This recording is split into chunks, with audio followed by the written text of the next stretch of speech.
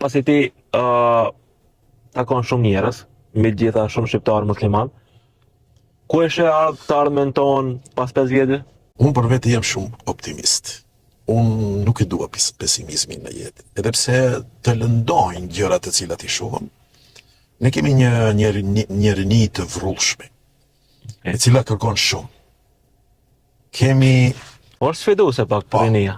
Kemi një diasporë e cila shumë e fuqishme, e cila non stop, pra diaspora, por edhe shtetet e Unionit Evropian thithin trurin ton me joshjet të cilat i bëj.